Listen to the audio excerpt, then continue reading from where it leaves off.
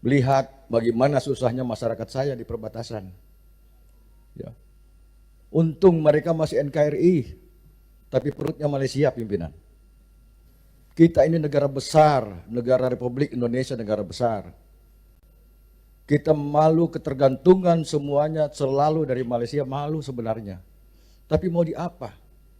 Saya sangat sedih pimpinan. Saya 3 hari 2 malam itu makan nasi basi di tengah hutan.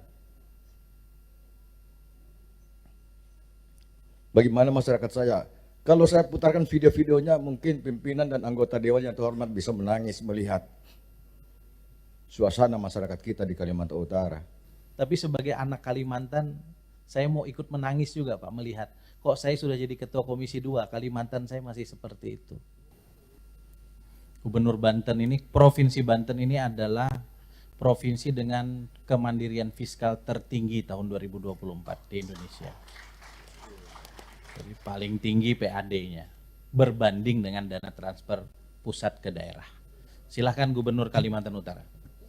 Terima kasih pimpinan sidang. Assalamualaikum warahmatullahi wabarakatuh. Salam sejahtera untuk kita semua. Selamat pagi. Yang terhormat pimpinan sidang dan seluruh anggota Komisi 2 DPR RI. Yang saya hormati Ibu Wamen dan jajaran. Yang saya hormati para kepala daerah yang hadir langsung maupun hadir melalui virtual.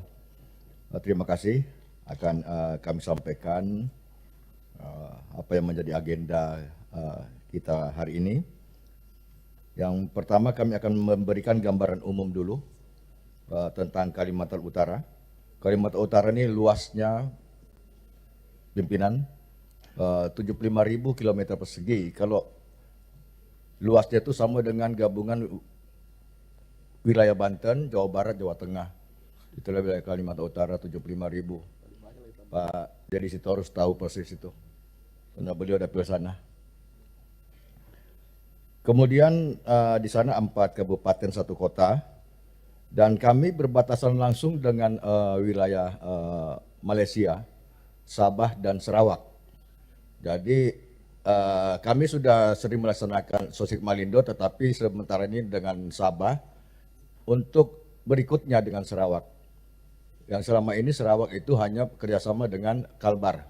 Padahal kami juga punya wilayah perbatasan. Dan panjang garis perbatasan di Kalimantan Utara 1038 km. 1038 km. Dan luas perbatasan 3.634.933 hektar. 48% dari luas wilayah Kaltara. Jumlah penduduknya belum mencapai 1 juta, yaitu lebih kurang 755 jiwa. Lanjut, bahwa di sini kami sampaikan bahwa hutan lindung ada di wilayah Kalimantan Utara yang dijaga terus oleh masyarakat kami, Pak Pimpinan. Itu 1 juta hektar lebih, lebih kurang 1,02 atau 03 hektar hutan lindung yang selalu dijaga oleh masyarakat adat. Dan di sana terdapat 208 desa, 8 kelurahan yang tersebar di Kabupaten Malino. Dan ini kami izin menggambarkan suasana di kawasan perbatasan. Indonesia merdeka sudah mau 100 tahun, tetapi kondisi jalan begini, Bapak Pimpinan. Saya pernah 60 kilo itu 6 jam. Jakarta Bogor di sini kita tidak sampai 1 jam. Tetapi di sana itu 60 kilo itu 6 jam. Terakhir tahun 2023 saya lewat darat, Pimpinan, dari Malino ke Krayan, Induk, saya tempuh 3 hari 2 malam. Kami menginap di pinggir jalan yang mobil kami itu diderek dengan bulldozer atau ekskavator. Kalau suasana hujan, dan sekarang ini kondisi jembatan banyak sekali yang putus, masyarakat secara swadaya membangun menggunakan batang-batang kayu. Nah kalau tidak begini, itu mereka tidak mendapat pasokan sembako. Dan kami dari pemerintah Provinsi Kalimantan Utara sudah berupaya memberikan subsidi angkutan orang dan barang kepada masyarakat kami yang ada di perbatasan. Setiap tahun kami anggarkan 15 miliar. Tapi mungkin tahun ini akan menyusut dengan adanya efisiensi.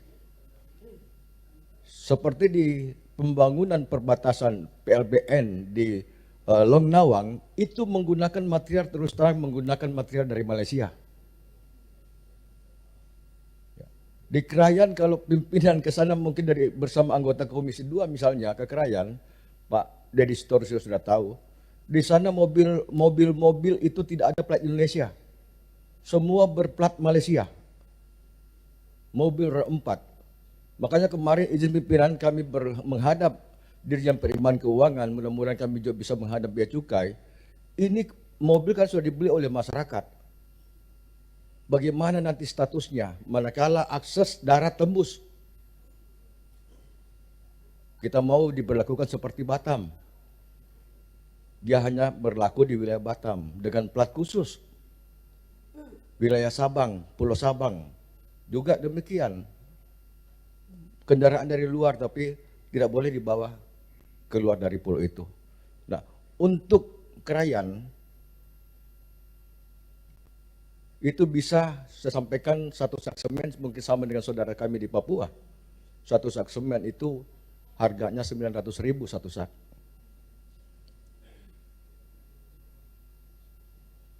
Ada dua wilayah kami, ada beberapa wilayah memang akses darat yang belum tembus pimpinan. Semua menggunakan moda transportasi udara ataupun lewat sungai yang arum jeram. Arum jeram kami sudah lalui semua pimpinan sampai batas-batas perbatasan. Karena ingin saya melihat bagaimana susahnya masyarakat saya di perbatasan. Ya. Untung mereka masih NKRI, tapi perutnya Malaysia pimpinan. Kita ini negara besar, negara Republik Indonesia negara besar. Kita malu ketergantungan semuanya selalu dari Malaysia, malu sebenarnya. Tapi mau di apa? Memang kondisi keuangan kita ini yang belum mampu untuk menjangkau. Saya sangat sedih pimpinan. Saya 3 hari 2 malam itu makan nasi basi di tengah hutan. Bagaimana masyarakat saya? Kalau saya putarkan video-videonya mungkin pimpinan dan anggota dewan yang terhormat bisa menangis melihat suasana masyarakat kita di Kalimantan Utara.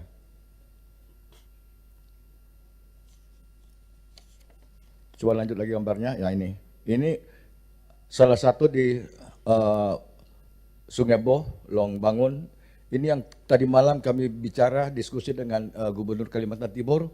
Mudah-mudahan Gubernur Kalimantan Timur bisa merealisasi panjang jalan lebih kurang 140 kilo.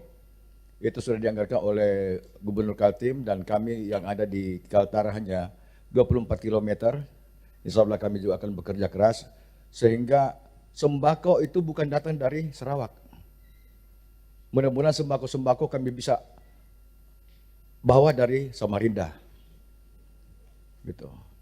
Kami sudah diskusi dengan pejabat-pejabat di Kalimantan Timur malam lalu, tadi malam persisnya, malam Minggu. Walaupun libur apa kami tetap bekerja untuk masyarakat. Dan salah satu kesulitan masyarakat juga di sana yang katanya BBM satu harga. Ya kalau Krayan itu masih ada BBM satu harga, tetapi di Apokayan itu BBM luar biasa harganya. Gas melon tidak akan kita temukan di sana pimpinan. Makanya kalau akses darat ini sudah bisa terkoneksi, walaupun tidak halus, tidak licin, tidak aspal, yang penting fungsional, bisa dilewati kendaraan roda 4, saya yakin masyarakat kami luar biasa, sembah sujud langsung mereka ini. Bapak pimpinan dan anggota Komisi 2 DPR RI yang saya hormati, kami lanjutkan isu strategis, belum optimalnya hilirisasi industri, kemudian belum optimalnya pelaksanaan transformasi ekonomi hijau, dan belum optimalnya pemenuhan infrastruktur Infrastruktur memang luar biasa, apalagi sekarang ada efisiensi yang kita harapkan. Akses jalan Malino Krayan itu 2024 kemarin tuntas, ternyata belum tuntas juga. Kemudian belum optimalnya kualitas SDM ini, kemudian optimalnya kualitas tata kelola pemerintahan dan kelola perbatasan. Kami lanjut pimpinan masalah penyelenggaraan pemerintahan. Ini Transfer dana pusat daerah, Pak. siap. Transfer dana pusat ke daerah. Kami sampaikan transfer. Ini sangat sedih lagi kami membaca, pimpinan. Penyesuaian alokasi transfer ke daerah pada pemerintah Provinsi Kalimantan Utara berdampak signifikan pada pemenuhan alokasi mandatory spending tahun anggaran 2025 bersumber dari dana perimbangan. Yang untuk pendidikan ini 752 miliar, 8. Kemudian setelah penyesuaian dapat 769,564 miliar. Ini sudah terpenuhi untuk untuk pendidikan. Untuk pelayanan publik itu alokasi sebelumnya sebelum penyesuaian 973,9 miliar. Setelah penyesuaian 792,08 miliar. Ini belum terpenuhi dan pengawasan juga belum terpenuhi. Untuk transfer pendapatan transfer di tahun 2024 pimpinan 2,4 triliun. 2,4 triliun, sedangkan untuk tahun 2025 itu hanya 469 miliar. Nah, Kaltara ini adalah wilayah perbatasan, gerbang wajah Indonesia. Wajah Indonesia pimpinan. Etalase Indonesia sebenarnya. Kalau kita berdiri di Sebatik melihat ke Tawau, itu gedung-gedung menyala luar biasa. Tapi kalau kami berdiri di Tawau melihat ke Sebatik, gelap gulita. Di samping itu pimpinan, Kaltara juga merupakan wilayah 3T.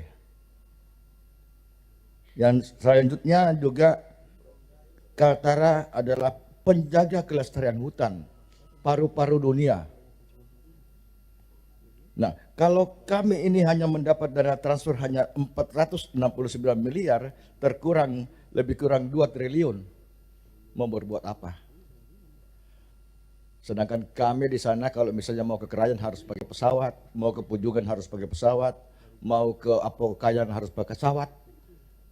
Kalau mau lewat sungai itu bisa bermalam semalam. Berarti dengan tantangannya harus persiapkan nyali karena kita harus melewati arum-arum jeram yang cukup deras. Waktu kami melewati darat, satu anggota kami dari PUPR terjatuh dari perahu, meninggal dunia.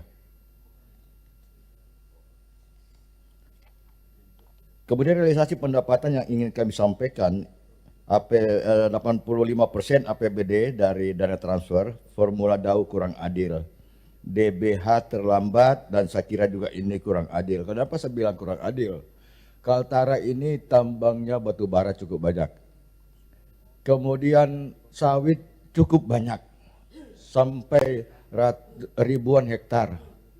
Tetapi kami mendapat kucuran hanya setitik, setetes. Adilnya di mana? Adilnya di mana pimpinan? Ratusan ribu hektar, kemudian berpuluhan tambang, 20 PKS, pabrik kelapa sawit maksudnya. 20 PKS, kita tidak tahu setiap tahun itu CPO itu berapa ribu ton yang diekspor.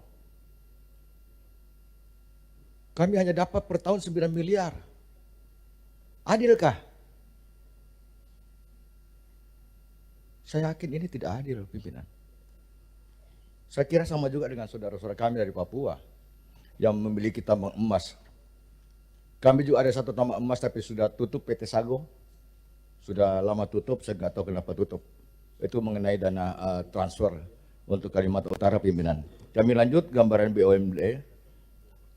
Di Kaltara, di Kabupaten Tanah Tidung ini ada Perumda, perusahaan air minum, kemudian dan perusahaan daerah Upuntaka, ada 2, di Kabupaten Malindo juga ada 2, kemudian Nunukan hanya 1, Tirta Taka, di Tarakan ada 4 pimpinan, di Bulungan ada 3, sedangkan di provinsi ada 2. Jadi 1 BUMD jasa keuangan. PT Bidang Kaltara Jaya juga butuh dukungan dalam hal serah terima aset dari Kementerian Lingkungan Hidup yang belum terlaksana. Ini kalau sudah diserahkan, saya yakin semua 55 rumah sakit tidak dibawa keluar lagi dari Kaltara, tetapi kita kelola dan menjadikan aset dari daerah. Kami lanjut, mengingat waktu, pengelolaan kepegawaian. Guru kebutuhannya 2.342, existingnya 1.623. Tenaga kesehatan kebutuhannya 707, tapi existing sudah 1.341. ASN PNS jumlahnya 4.227, P3K-nya 592. Permasalahan kepegawaian pemenuhan kebutuhan tenaga pendidik kesehatan khususnya di daerah 3T. Satu contoh pimpinan, kita prioritaskan untuk alhamdulillah di Kaltara sudah memiliki fakultas kedokteran di Universitas Borneo, sudah jalan di semester ketiga, dan kita harapkan memang yang menjadi dokter itu adalah orang lokal, putra-putri lokal. Kenapa? Karena mereka sudah tahan dengan kondisi alam Kaltara. Ya, satu pengalaman dokter yang kami biayai dengan APBD, dokter spesialis, setelah selesai spesialis tidak tahan, pura-pura tidak tahan di Kaltara, hanya ingin enak saja, ya hanya ingin enak. Padahal kita biayai dengan APBD. Dia berpraktek di kota besar. Nah, kita harapkan juga dari Komisi 2 DPR ini juga bisa memperjuangkan mengenai tenaga, karena kami sangat butuh pimpinan, sangat butuh dokter spesialis, dan kita dari pemerintah provinsi sudah ada inovasi yaitu dokter terbang pimpinan. Dokter terbang kami siapkan beberapa dokter spesialis terbang ke kecamatan ini melayani pengobatan gratis, kemudian 2 bulan lagi kami terbang lagi dengan biaya APBD untuk pelayanan kesehatan kepada masyarakat kami. Kami lanjut saja mengenai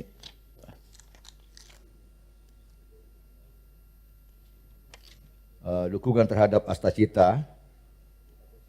Ini sudah kita melaksanakan kegiatan kesehatan gratis sudah beberapa kali di Kabupaten Tanah Tidung, kemudian Kota Tarakan, kemudian juga di wilayah-wilayah kabupaten lainnya di Kalimantan Utara.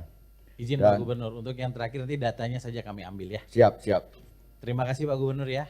Ya, saya kira itu pimpinan Terima kasih. atas perhatiannya, dan mohon dukungan dari pimpinan dan seluruh anggota Komisi 2 DPR RI untuk bisa membantu Kalimantan Utara melihat memang kondisi geografis, kondisi alam yang sangat-sangat sedih kalau kita melihat, ya, kalau kita melihat jalan-jalan di wilayah lain, di provinsi lain memang luar biasa perbedaannya. Terima kasih. NKRI harga mati. Wassalamualaikum warahmatullahi wabarakatuh. Pak Gubernur, Pak Zainal, tadi Kang Dede Yusuf di sebelah memperlihatkan video-video jalan di tempat Bapak. Pak, saya lahir di Kabupaten Hulu Sungai Tengah, Kalimantan Selatan. Waktu saya kecil, saya punya tante, saya orang Banjar manggilnya Acil, tinggal di Samarinda. Kalau saya dari Barabai, kampung saya nama ibu kotanya Barabai, ke Samarinda, sekarang itu sekitar 12 jam tembus lah, karena jalannya sudah mulus. Zaman saya kecil Pak, persis kayak jalan Bapak itu kalau pada saat musim hujan. Ada jalan perbatasan dari Kabupaten Tabalong ke Kabupaten Pasir, namanya Gunung Rambutan. Itu kalau musim hujan, Pak, kita bisa nunggu 2 hari baru kemudian bisa tembus Gunung Rambutan itu saja. Kemudian almarhum abah saya, Pak, pindah ke Pontianak, Pak, tahun 92. Abah saya kebetulan dai. Saya menemani beliau dakwah ke Kabupaten Sintang namanya dari Pontianak. Di Sintang itu, Pak, kalau sekarang ada pesawat, ada juga bisa naik mobil. Sekarang mungkin ke Sintang itu sekitar 5 jam, 6 jam tembus. Itu kondisi jalan dari Sanggau ke Sintang persis kayak tempat Bapak. Jadi kalau saya bilang sama Kang Dede, saya nggak terlalu terkejut. Tapi sebagai anak Kalimantan, saya mau ikut menangis juga, Pak, melihat kok saya sudah jadi ketua Komisi 2, Kalimantan saya masih seperti itu. Ya ini benar, Gus. Karena kalau saya mondok lama di Jawa, Gus, sama kayak Gus. Di Jawa saya begitu masuk 95 saya mondok. Saya sudah hijrah ke Jawa Buya 95. Saya tamat SD mondok di Jawa, di Solo, tempatnya Mas Bimo. Saya begitu turun dari Surabaya, pergi ke Solo dulu belum ada jalan tol kan. Itu jalannya mulus, saya bisa tidur walaupun naik bus ekonomi. Di tempat saya itu kadang-kadang kita nggak bisa tidur karena jalan nggak bisa dilalui.